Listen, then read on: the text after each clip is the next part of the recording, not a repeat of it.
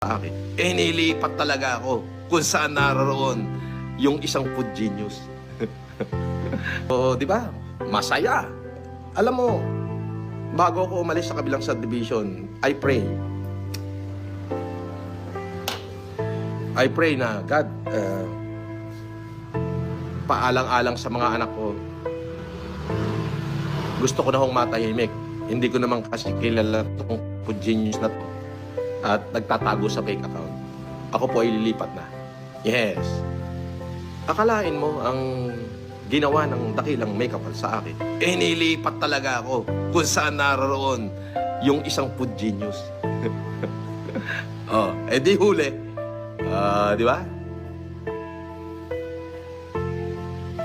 Boss, may ahas daw sa GC nila food genius. Yes! Gusto mo ipakita ko yung mga screenshot? I-screenshot ko lahat ng tao nagme-message sa akin. Pero okay na yon. Yung ahas sa grupo ni Food Genius, hindi ko na i-reveal yon.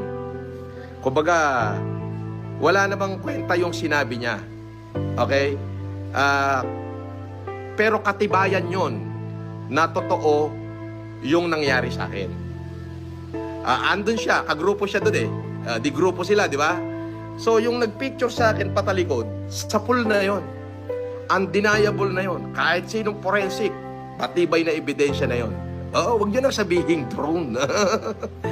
Sa bintana galing yung camera eh. May dalawang pader ako eh. Hindi pwedeng drone. Kasi drone, open area eh. Hindi po pwedeng drone. Kaso, doon sa dalawang pader na singit, bintana agad yung katapat. Sapul na sapul. Hindi mo na maikakaila yun. So, yun na.